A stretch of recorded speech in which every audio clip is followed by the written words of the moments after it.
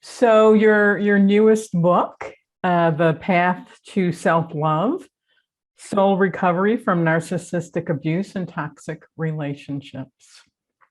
Congratulations on that, Kaleah. Thank you.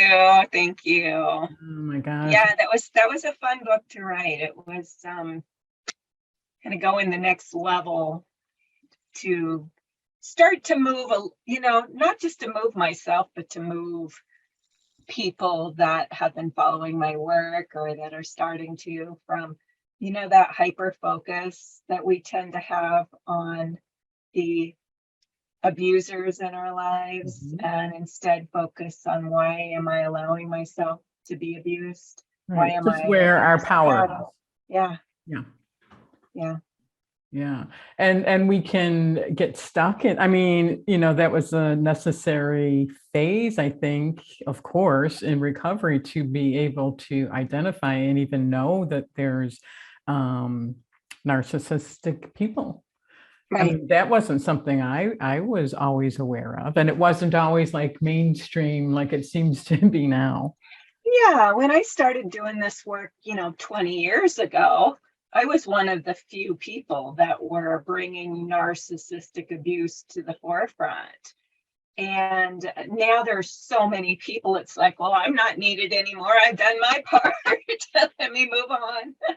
Let's get to what's really important, right? And I think that knowing about narcissistic abuse, of course, is super important to our recovery. Yeah. That is an important phase. But, I think it's more like in the beginning, I was doing this with my work, just kind of here's narcissistic abuse, here's what it looks like. And now it's kind of like, okay, and here's how we really move beyond it, Yeah. So just kind of changing course. Yeah. And I have so many questions, and I want to make sure I respect your time. A question that came up for me recently, which seems kind of like, a no-brainer, but it hasn't been for me in my life's journey. And that question was, is it important to understand, say for an empath, a highly sensitive person, is it important to understand that we need to develop a healthy ego versus like a lot of spiritual teachings will say, get rid of the ego? It seems like for empaths and highly sensitive people, we need to strengthen our ego. What do you think about that? Yeah, I think there's a lot there because, I think often empaths are kind of like the opposites of narcissists. Narcissists have these really hugely inflated egos, and where they can kind of do no wrong. Mm-hmm. And in a sense, in their defense, that is their coping mechanism. That's what they learned from the abuses in their own childhood to survive. And then the empaths learn to survive by suppressing the ego and being rescuers and healers and fixers, and really using that empathy to identify with people and understand where they're coming from. And ego itself is our survival. We need an ego on this planet. Right. Because if we didn't have an ego, we wouldn't have survival ability. We wouldn't have those coping strategies, those ability, the ability to overcome. So yes, I think we need to strengthen our ego. Is good to develop more of an ego in some ways, and know that our own survival matters. Our own protection matters. Yeah. Our own ability to master the world and the people in the world matters. Right. And it seems like, a lot of empaths and highly sensitive people are drawn towards spiritual work and teachings, and then they get the message to, get rid of the ego. And it's like, well, that's not really our problem. And I think the way I would put it, and I wish this was more out there, which is what your book has done, is to develop a healthy present day ego or awareness, versus whether to the extreme of a narcissist or to the extreme of an empath, where the wounds of the past are kind of showing up in the present. Mm-hmm. Does that make sense? I mean, it makes sense to me based on, my life's journey, having this early spiritual awakening and coming from the heart in a world of wounded egos. Right. I got exhausted. I got burned out. And that's the importance of your book. How would you define a healthy ego present day? Self-love. Well, I like the term that you used, awareness, because I don't think a lot of people really understand the concept of ego and what it really is and what it really means. Yeah. But awareness, because I've had a lot of clients that I work with say, well, I feel like if I focus on myself, I'm being selfish. Mm-hmm. And what makes that even worse is the narcissistic people in their lives tell them they're being selfish if they're not 100% focused on that other person, right? Yeah. You're doing something for yourself. You're just so selfish. And so that reinforces this belief that if we focus on ourselves, that we're being selfish.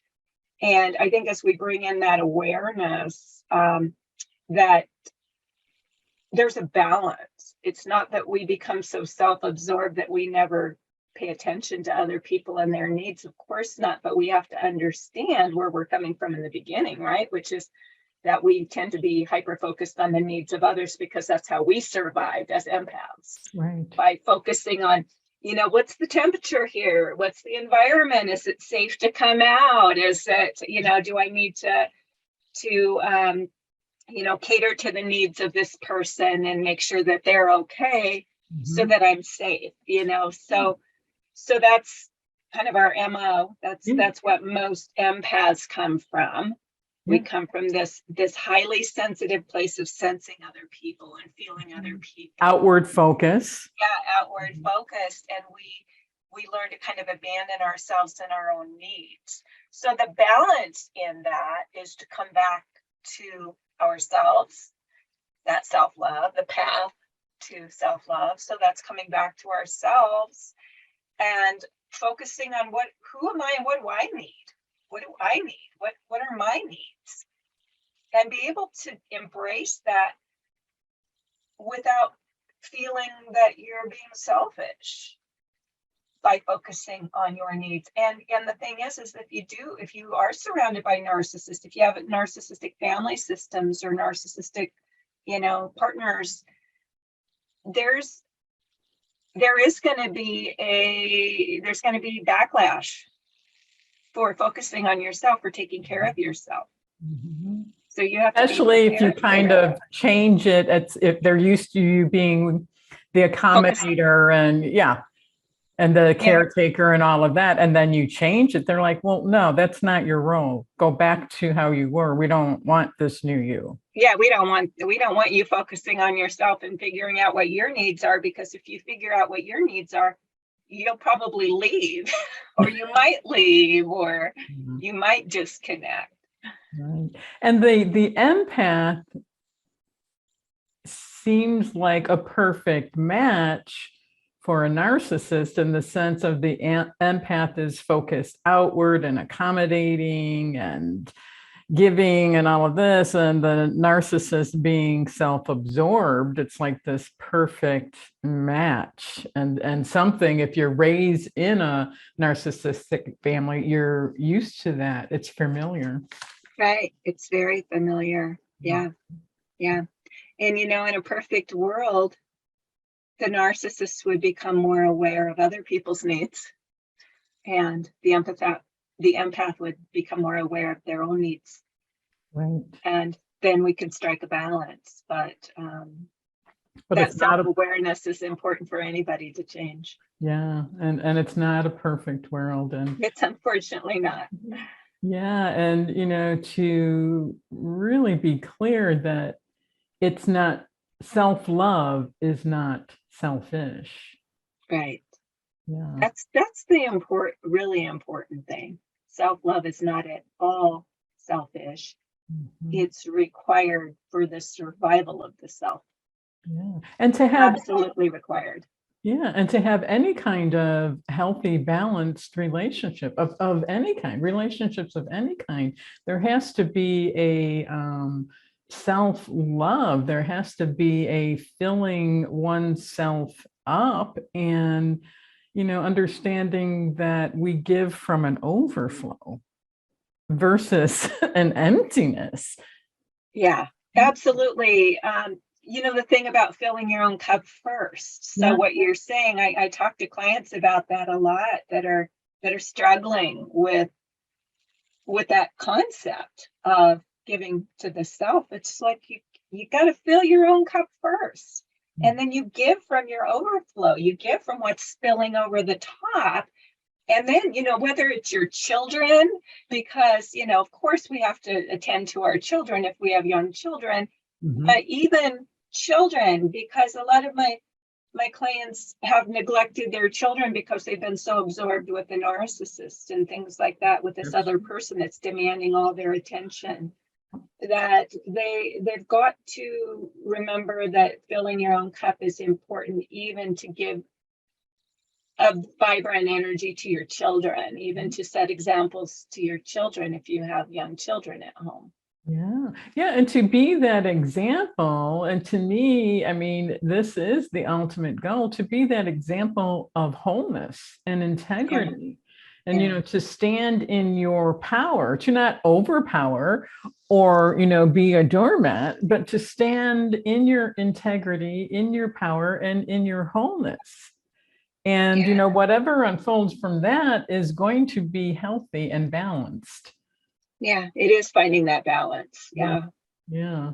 So I have so many questions. In your introduction, you define self-love as a series of action steps rather than a warm, fuzzy feeling. and that is what you offer in this book, clear and doable action steps. I mean, that to me is so crystal clear. That we need to have action steps, and that's what you presented in your book. It's very straightforward and clear. I absolutely loved it. Oh, thank you. Yeah, I think that in my experience working with people, and I talk about self-love, there's often a deer in the headlight look, right? Like, well, what's that? Yes. I don't feel it. I don't feel love for myself. And so most people, when they think of self-love, when they're kind of on the beginning of this journey, they're like, well, I don't have that like loving feeling. And that's where I got into working with it being an action and not a feeling, because the more you take action on behalf of yourself, the more the feelings will come. They'll show up. But you start by setting those boundaries. You start by saying no to those abusive things. You start by doing self-care, eating right, exercising, basics, which don't seem so basic to a lot of people, things like eating right and exercising. Well, yeah, I really should do that. But those kinds of things, as well as learning to set boundaries and learning to tend to the self, and just finding that balance. Yeah. And I don't know this, I certainly don't know everybody in the world. So it's only based on my experience, but it sure seems to me that at least in the Western society, a lot of our relationships and marriages are based on a kind of codependency, however that's played out, where one person is leaning on the other one rather than both people being in a place of wholeness and in a place of self-love and giving from that overflow. That's the way it has seemed to me. I don't know if that's, how it actually is, or it's just my experience, but I think that's typical of dysfunctional relationships. And, one thing we have to admit to ourselves as empaths is that we really have a tendency, if we're not healed, if we're not whole ourselves, we're going to be migrating to dysfunctional relationships. And dysfunctional relationships are leaning, right? Yes. You're kind of leaning into each other, and somebody that, they step out, the other person can fall, especially, when we look at that narcissistic empath codependent dynamic, is that when the narcissist decides, well, I'm not going to stay with you, kind of leaning, I'm not going to stay with you because you're not adequately meeting my needs. So I'm going to just disconnect and go over here. And that codependent empath tends to fall, just like they've been so focused on this person and taking care of their needs and, hyper vigilant. And then suddenly that person's gone and it's like, what do I do? There's a falling that tends to happen. Well, yeah. Crash. And I think you have a chapter, and I don't know the exact name of it, about leaving the fantasy. Oh yeah, I don't know the exact name. Won't remember it, but yes, don't we learn as children about the whole fairy tale fantasy romance thing? And this is more, and it can be in family as well, but typical amongst our intimate relationships is that we project fantasies. Both parties do. Yep. So one of the definitions of narcissistic personality disorder is fantasies of ideal love. And I got thinking about that, and it's like, well, that's not just a narcissistic quality. That's a quality that a lot of us, especially women, because women, they align more with those fairy tales as children, being the fairy tale princess and being swept off their feet and rescued and, taken care of in that way. So we do project fantasies as well. So when you have the narcissist empath dynamic, you're both projecting onto each other a fantasy. And when that fantasy starts to unravel, both are disappointed. Both the narcissist, wait a minute, you're not doing what you're supposed to do. You're not meeting my fantasy. And the codependent empath will do the same thing. Well, I'm really disappointed because I thought you were this. Right. And now you're this, Yeah. It's almost like the inner child is running the show, in the sense of, I know my experience has been sometimes in relationships like, well, here, I'm giving you my inner child to take care of. Please take care of this for me. And, I've had this dynamic where, my adult is wanting to connect to the adult in the other, but I can't find the adult. What I find is either the child or the parent.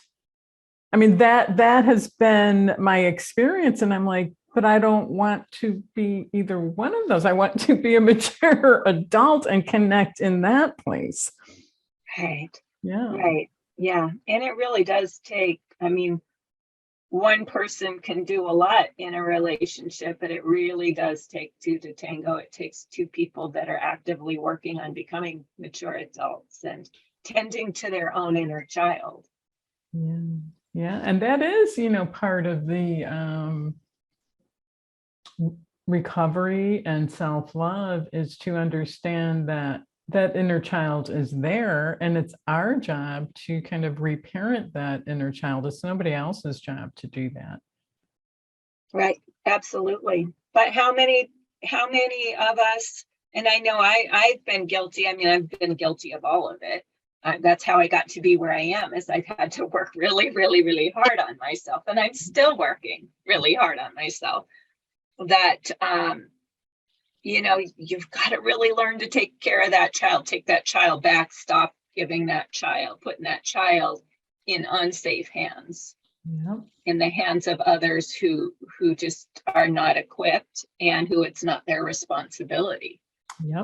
And take that responsibility back and start to take care of our precious inner child. And that's the beginning of self-love, don't you think? Absolutely. We got to love that little one within ourselves that we've often banished to the shadows.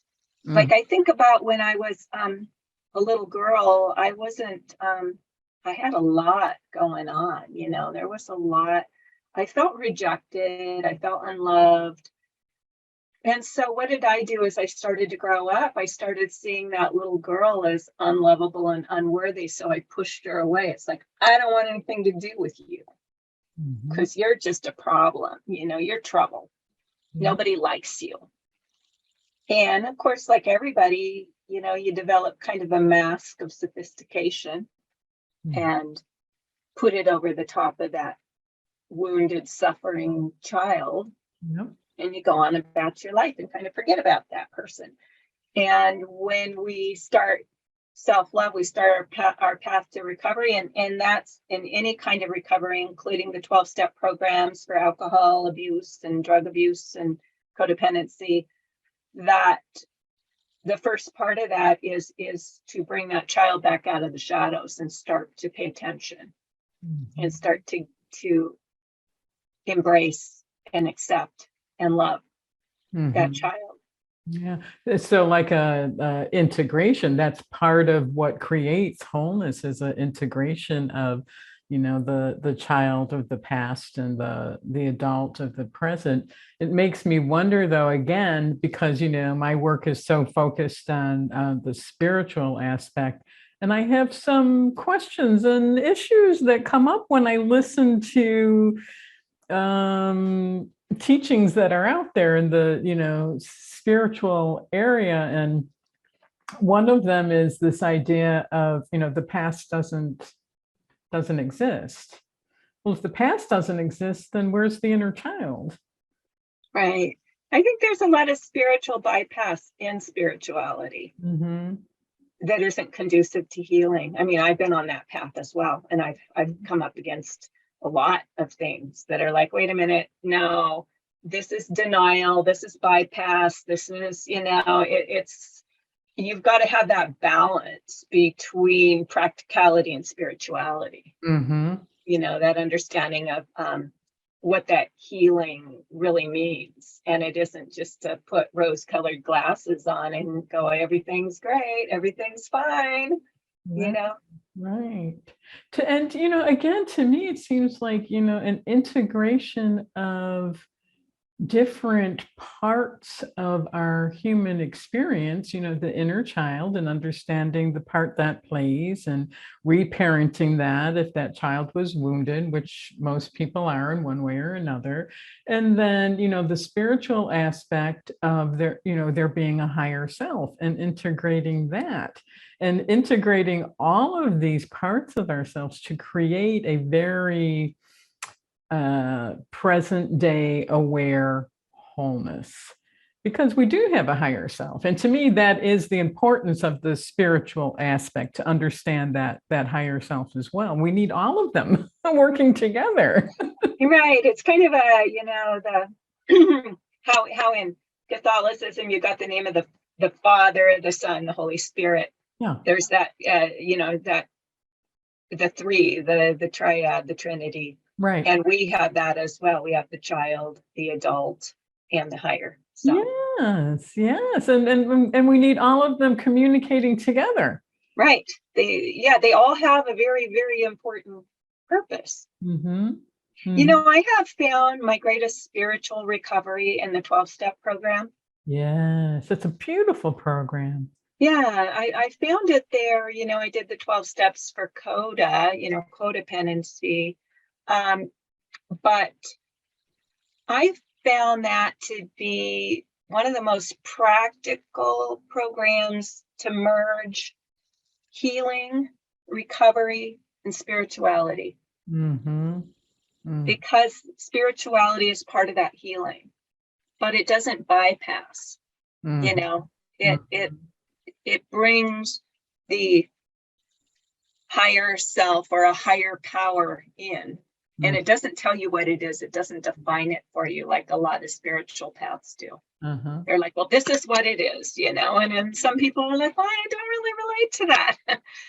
And in the 12-step program, it's like, as you see it, that spiritual higher power as it works for you, and it might have to develop. It might start as this and then develop into this. And so there's an understanding that we have to find our own way and find our own idea of what a higher power is.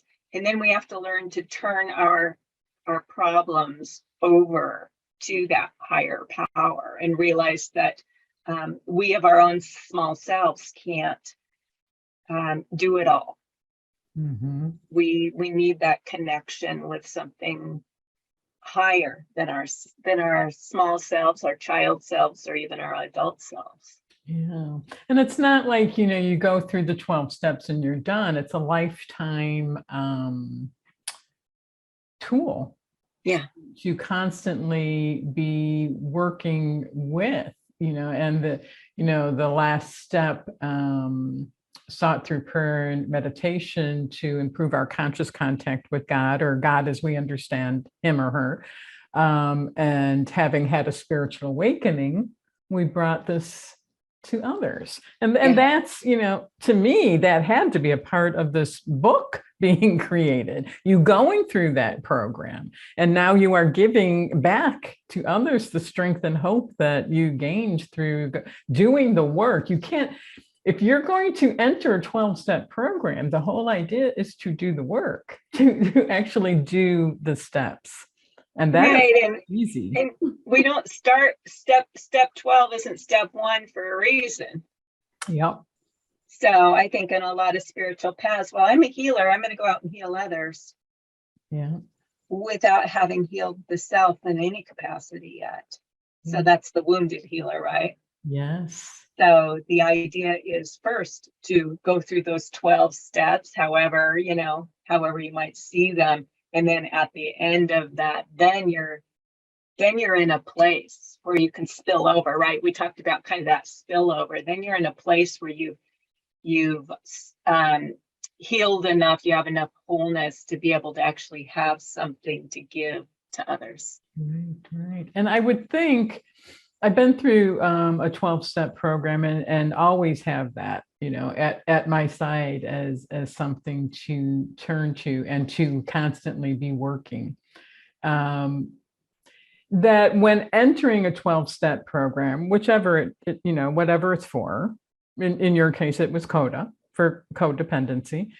But it doesn't matter. The steps are the steps. So whatever your issue is, but I would think that it's important to going into a 12-step program to have some kind of awareness that just because it's a recovery program doesn't mean that everybody in your group is going to be in a healthy place. And I think that's really important. Yeah, really important to know that. Because there's a lot of vulnerable people that go into a program and maybe receive more harm than benefit because they don't have the awareness to identify, well, who do I really want to open up to? Or it just, I've been in programs where there have been some unhealthy situations within that program or within that group. And it's really important. How would you put that for yourself? If a person... Well, I started the 12-step study group. I started a 12-step study group. I wanted to do a study group to go through the 12 steps. Started with 4 women, 2 of them particularly young.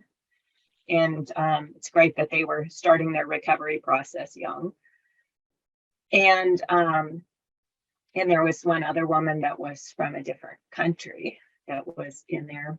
And I think we got to about step 4 or 5. We were in that ballpark, and we lost 2 of them because I had to start practicing my boundaries because it started to get dysfunctional.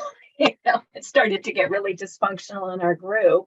One of the women was acting out and blaming me for being too far ahead in the program, but I had started the program before, so I was kind of taking the steps with everybody else. I had just gone ahead, and I was already at a certain point when that group started. So there's just a lot of kind of attacking that started to happen, and unwillingness to look at what's going on with me, what's happening inside of me that I need to attack you.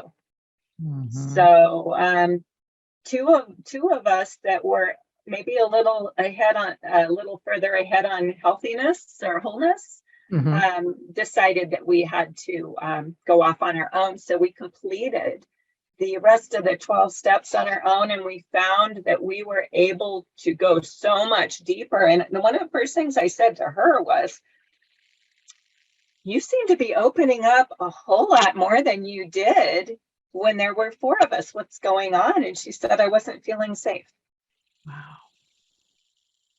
And so I got to see the difference between a group where there's people that were a lot more dysfunctional and hadn't done the work enough, to 2 people who really had been doing the work for quite a long time in different forms. Wow. And we were so safe with each other, and we were so vulnerable with each other, and we could go so deep into the program, and we just found such a connection with each other that we're probably going to do it again in the fall. Probably going to go back through the 12 steps again in the fall. Well, if you do and you want another member, I would be glad to participate. Oh, awesome. Yes. Yeah. Having the healthy people, that matters, and of course we have areas where we're not healthy, but the whole idea is that we can become aware of it. And we don't become aware of it because somebody says, Irma, you got to take a look at this. You're not doing this right. It's not like that. Yeah. We come to that on our own by speaking and by sharing, and by maybe listening to other people share and go, wow, yeah, I didn't think about that. I think I do that too. And that's the beauty of it, is it's not about, when we're in the 12 steps, we focus on ourselves, and it's not different than it is self-love. We focus on what's going on here, not what's going on there, right? Yes. And I think even as empaths and codependents, obviously as codependents, we're always outer focused. We're always like, what's wrong with you? Instead of what's wrong with me, Wow. That's a really healthy approach. I never really thought of redoing the program in like a small study group of kind of seasoned members. And that's so important, no matter what group, a person is participating in. How healthy that group is makes a huge difference. And there's going to be, a certain dynamic that shows up, and to be aware of that and say, yeah, this isn't going to work for me. I need to find something different. Yeah. Wow. Well, that's tending to ourselves and our own healing. Yeah. Wow. You still have some time that we can? Yeah, I'm good. Let's see. So some things that perpetrate the lack of self-love, because to me, that's what a lot of your chapters were pointing out. And the first one, there's certain ones that stood out more than others, although they're all necessary and all beautiful. Negative core wounds and beliefs. So how does that perpetuate the lack of self-love? Negative core wounds and beliefs. Well, the negative core wounds and beliefs are in our subconscious, so they're in our shadow, in a sense.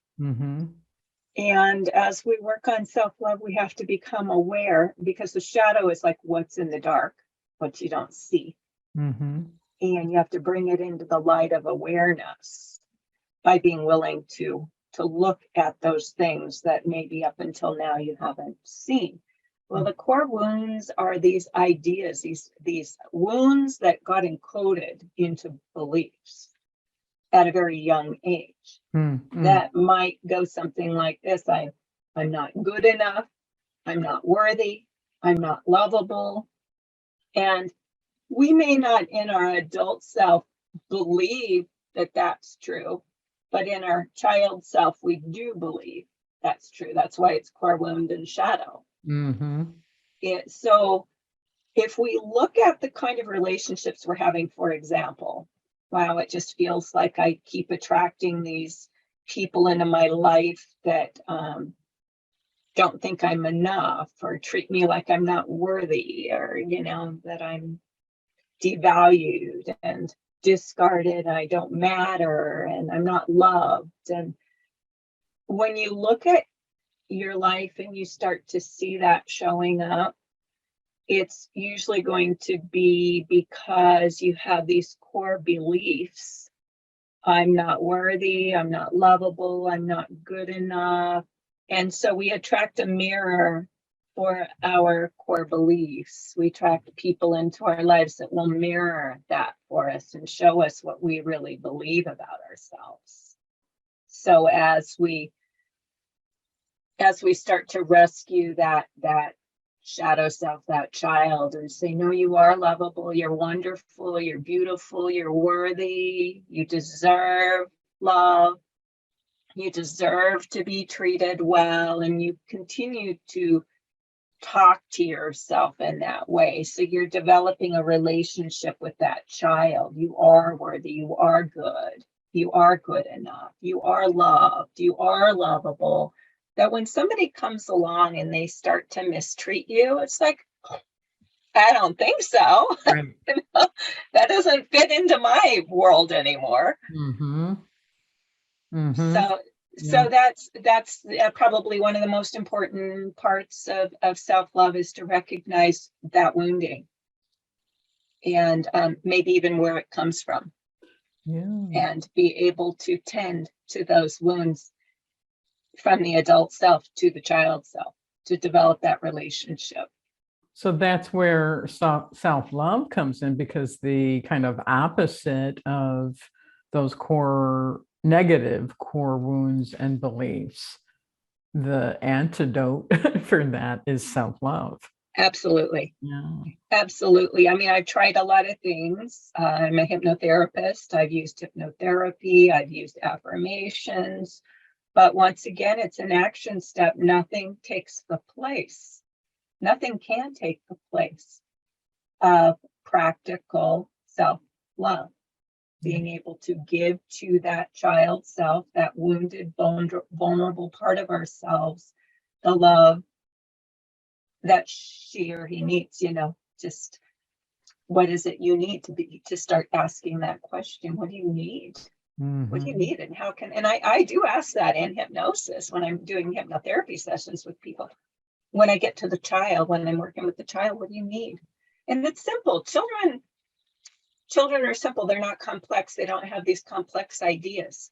Mm-hmm. So they're more likely to answer with really simple answers. I need you to love me. I need to be held. Mm-hmm. Mm-hmm. And so as we get to understand, and we can hold ourselves too, which is in your book. You've got the right, yeah. So just giving that child what it needs, and letting that child know, my inner child's a girl, so I'll say she, that she's valuable, and she's worthy, and she's loved, and she matters, she's important. All those things that we grow up believing that we're not, we have to change. I think our beliefs. Right. I think a big one that automatically comes up for me, if I was to ask my inner child, that would be, I need to be seen and heard. Yes. I need not to be kept in the shadows. And not only do I need to be seen and heard by my own self, but in those that I'm in relationship with. And if I'm not being seen and heard, then that's a red flag for me. Not to the extent of, all the focus on me, not that, but respect, because when you see and hear somebody, you are showing them respect. Right. And you're showing that you care. Mm-hmm. Mm-hmm. I care enough about you to listen to you. Tell me about who you are, and what you need, and what's important to you, and what matters to you. Mm-hmm. And maybe, a lot of us didn't get that in our childhood. And it's not necessarily that we had bad parents. Some people didn't have good parents at all, but distracted parents that have too many kids or too many responsibilities, or or they're just automatically treating their children the way they were treated because that's how it's supposed to go, you know? Yeah. And that's part of the, it takes a certain kind of strength and courage to go through self-recovery and to keep going through it, because there is that, you reach a point where you understand, wow, there is this automatic kind of passing on of dysfunctional patterns, and to break that kind of, gush forward from dysfunction just being repeated, to break that pattern, that's not easy. It's not easy. No, but in some ways, if you want to look at it from a spiritual perspective, that's why we're here. True. So what better path could we be on? That's true. At least we're growing, right? It's not easy. It may take a lifetime, but at least we're growing. And in any given day, we're either, I like to say we're growing or we're dying, and if we're focused on our growth, then we're going in the right direction. We're becoming more vibrant. We have more vitality. We have more life. We have more love. We have more connection with people, which is what's really lacking on our planet, is that connection with people. We're afraid to connect because we're afraid to be seen. As much as we want to be seen, we're afraid to be seen, right? I mean, that's typical. I don't really want you to know what's going on inside of me, because then you might judge me, or you might think this about me, or, so I'm going to just pretend. I'm going to put on a mask, and I'm going to pretend to be this when I'm really hurting inside. And I can't tell you that I'm hurting inside because I'm afraid you're going to hurt me more or judge me. And so we're very disconnected. And if we're focused on our growth, even in the 12 steps, when you share in a meeting, you're sharing, you're being vulnerable, and nobody's allowed to give you advice or input. They just listen, because it's recognized that that's really how we heal, is to be seen, to be heard, and to develop a sense of safety, that you can come out of your shell, that you can come out of your shell, you can share what's really going on inside of you and be accepted. And you can do that with a therapist, or you can do that with a close friend that has a certain amount of awareness, that you can be seen, you can be heard, you can be accepted for being where you are on the path, or who you are, having the vulnerabilities you have, or having the fears that you have, that you can still be loved and accepted. So you become more comfortable sharing yourself with people. You're not so afraid to be vulnerable. I think that Brene Brown talks about that vulnerability, that you become more comfortable with that. And you also develop, well, if you don't accept me, that's your problem. You kind of develop a little thicker skin around that you don't need everybody to like you. You don't need everybody to approve of you. The most important thing is that you like you and that you approve of you. People pleasing is probably one of the strongest codependent mechanisms that people do, and that comes from a core wound. I'm not worthy of love or to be liked. And so there's overcompensation. I want you to like me. I want you to approve of me. So I'm going to go overboard to please you, to make you happy so that you like me. Almost like being a server. Right. I have to give in order to be worthy. Right. Exactly. I have to give in order to be worthy. So we have to become aware of that dynamic. And that's something I work with a lot of people on, is that people pleasing. Well, if I say no to my friend, she's not going to like me anymore. It's like, well, if she doesn't like you anymore because you say no to her, she's not a friend. So it's like being able to start connecting those dots, right? Yeah. And be able to watch for our own patterns of people pleasing and caretaking other people in order to get that approval from them, in order to be liked, and realize that, once again, we have to like ourselves. So we have to let go of that pattern. And what was the other one besides people pleasing? Weak boundaries. Weak boundaries. Approval seeking. Yeah. Okay. So yeah, approval seeking comes into that same place. If I do everything right, then I'll get your approval, and then I'll be liked or admired or whatever it is that you're seeking.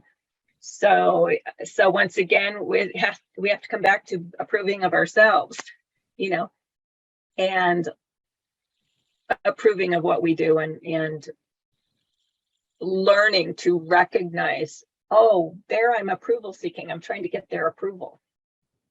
I'm doing this to get approval. So just starting to develop that awareness of where we are trying to get approval from other people, and start letting that go. And that really sets you free. That really sets you free when you stop people pleasing and approval seeking. And then the boundaries, weak boundaries. Most codependents have weak boundaries, which means they don't know how to say no and draw the line. Mm-hmm. Like, yeah, it's fine that I come over and help you with this, but that doesn't mean I'm going to come over and help you with everything. Mm-hmm. And I'm afraid if I don't come over and help you with everything, you're not going to like me anymore. That kind of way of thinking, that we have to be able to draw boundaries and realize that we only have so many units of energy a day, right? Yeah. And we've got to spend them wisely. Just like money, we got to look at our energy like money. We've got to spend it wisely. And a certain amount of that energy needs to go into ourselves, into our own, lives, and building our own lives, and taking care of ourselves and things like that. But when we're people pleasers, when we have weak boundaries, when we're approval seekers, then we're always, once again, going externally. We're going out, trying to get it from the outside world, everything that we need. And we're not drawing the boundaries of saying, wait a minute, what about what I need? What about, my own business, building my own business? Or what about my own self-care, or, things like that. So we have to learn to ask the right questions and stop, focusing on everything outside of ourselves to get our needs met, to try to get our needs for attention, our needs for approval, our needs for admiration, our need to be respected.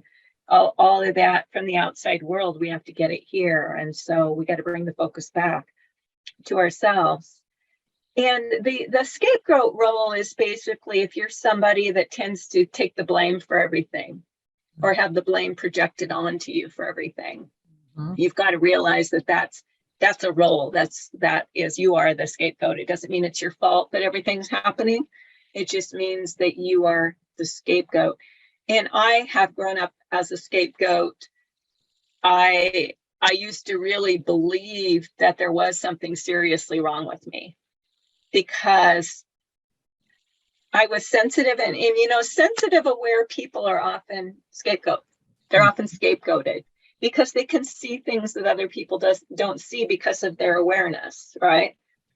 And a lot of people don't want to be seen in that way. They want to be seen as amazing and awesome and things like that, but they don't want their dark side to be seen, or they don't want their, some of the things that they're doing to be seen.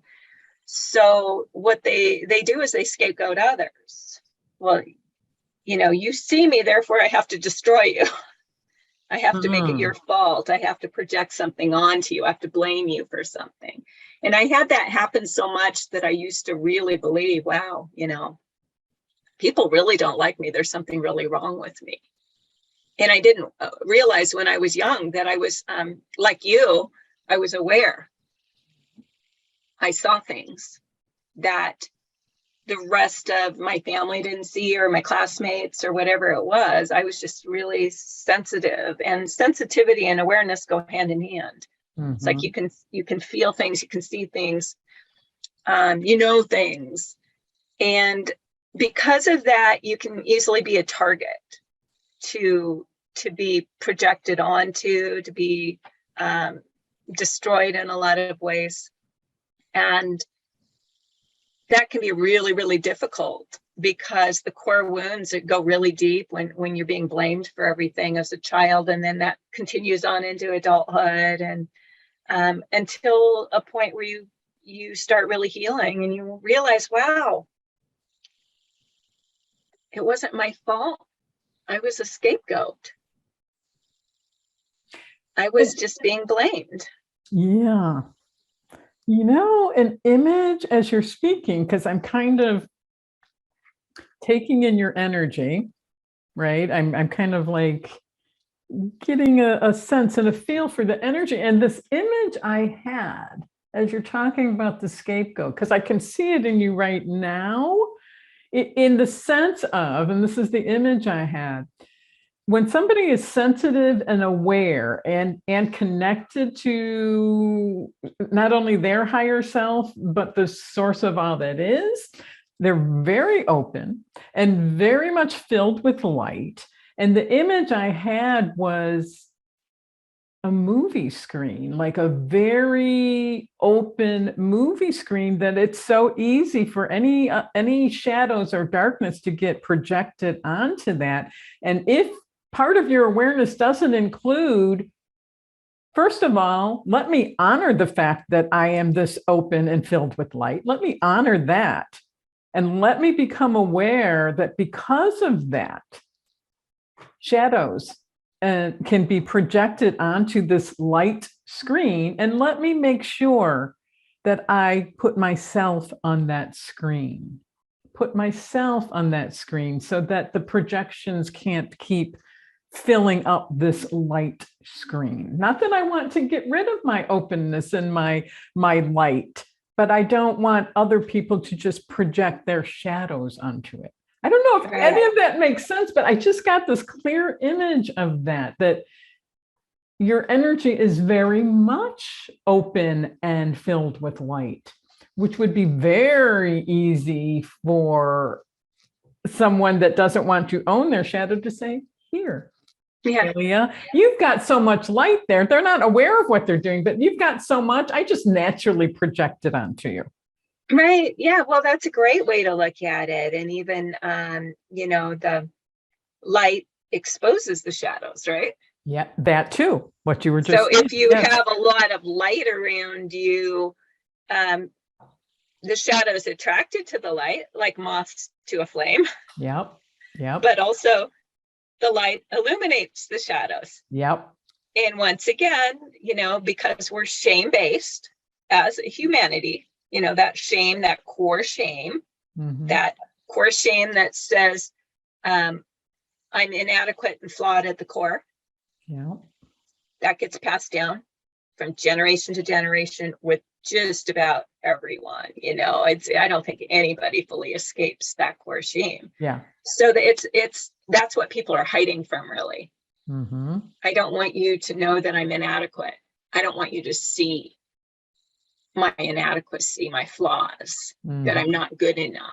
And if anybody gets close to that, then I'm going to have to kill you. Just kind of going to have to destroy you, I think. Yeah. I mean, there's a lot of that going on. And so the light does expose the darkness, but the light is also extremely powerful. And that's what I see when I see the, Battle of Armageddon, the war between good and evil, is evil hides from the light and the light exposes the evil. But the light is stronger, because if you walk into a dark room with a candle, the room becomes illuminated, and whoever's hiding in that dark room can't hide anymore. And that's a lot that's happening on the world stage right now. Wow. It's also, when I heard you say that, it's also, how empath and narcissist can be like a magnet, but when you own your light and you stand in that power, I'm not so sure they're even coming your direction anymore. Right. Well, you're too much. Yeah. You become too much to challenge, because if you know that you're good and you know that you're light, you won't allow anyone to tell you differently. Mhm. Now, knowing that you're good and knowing that you're light, that your essence is light, that your essence is love, doesn't mean that you're perfect. None of us are owning Oh, this idea that we're perfect, that we don't make mistakes, yeah. that we might not say the right things sometimes, or we'll say the wrong things, or we might hurt somebody or whatever. It doesn't mean we're perfect. So there's this illusion, well, if you're all spiritual and all love and all light, then there's nothing wrong. You can't make a mistake. That's not true. No. Part of being light is to own your mistakes. Yes, to be accountable. Sure. To be accountable. Yeah. So it's not about perfection at all. In fact, in the 12-step program, we say progress, not perfection, because none of us are perfect and we are going to make mistakes, but we have to accept that part of us as well. We have to accept that we're not perfect, but that doesn't mean we're unworthy. Right. Because show me a perfect person. There is no perfection in humanity. Humanity by its nature is imperfect.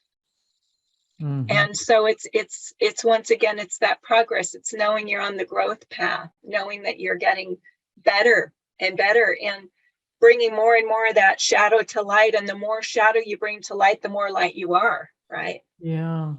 And the more you hide in that darkness and retreat and are afraid of the light of awareness, exposing your shadow, the more trouble you're going to have in your life. The more propensity to doing evil deeds, so to speak, because we look at people that do evil deeds as being dark. Well, they're unaware of themselves. They're not self-aware, and their shadows are, probably a large part of who they are, living in those shadows and not being aware and not bringing any of that shadow to light. So they're not emanating that light. And then they want to destroy the light because it illuminates the shadow. And that's just kind of what we got going on in the world right now, And those that are saying, wait a minute, the emperor doesn't have any clothes on, they're being scapegoated. So that's the scapegoating on the world stage. Yeah. If you're seeing the truth and you're speaking the truth, then you are likely to be scapegoated, because scapegoats are truth tellers. They're the truth tellers. So the thing I thought it might be good to close with is, I think this is a chapter, what is your true self? How would you, that's a big one. How would you go into it in your book, but how would you, for our listening audience today, how would you define the true self? Well, the true self is what's left when you get all the illusions out of the way of who you are, in a sense. So when I see the true self as the part of you that is brought in from the higher self, that is light, that is aware, and that is real. So the true self isn't really necessarily the perfected self. It's the real self behind all the illusions. So once again, the true self is not perfect. It's just real. So if I'm pretending to be something that I'm not, if I'm people pleasing, if I'm approval seeking, I am not being real. I'm not honoring myself and valuing myself and taking care of myself. So the true self is just real. No, Irma, I'd love to go to lunch with you, but I scheduled a bike ride with myself this afternoon. Mhm. That's me being honest. It's being true. It's me Yeah. taking care of me. Right. And can we schedule for another day or something? Yeah. Instead of, oh, well, okay, I think I'll just cancel my bike ride because I want her to like me. And, you know, if I say no, then she might not like me, or she might think don't think she's important, or, you know, we get this whole dialogue going on. True self is just your honest self without the mask. Mhm. And there's a real vulnerability in that. There's a real vulnerability in that. Mhm. And we're kind of, part of maybe not even being in touch with our true self is the programming and conditioning that we receive from the family we're born into, society, school, all of the programming that kind of tells us how we are supposed to be in order to fit in to, I love the saying by, I think it's Krishnamurti, it's no measure of health to be well adjusted to a sick society. But we're programmed and conditioned to fit in to a sick society. So it takes work maybe to discover what the true self is, because we get rewarded for following the program. We do. And for being narcissistic. That too. Because that is the program in a lot of ways. I mean, it's true. The whole society, that's why people don't see narcissism, because the society is narcissistic. And narcissistic is the, epitome of the false self. Wow, it is. That's exactly, that sums it up, doesn't it? Mm-hmm. Wow. So if you are on the path to self-love, to self-recovery, this absolutely is a book that is filled with definite steps to follow, including encouraging a 12-step program, which fits right in with the book that you have written. Yeah. And at the very end, you say, remember that self-love is all about action. It is about how you treat yourself. Treat yourself like you would treat someone who is worthy of love. This is self-love in a nutshell. It is. Treat yourself as someone who is worthy of love, because you are.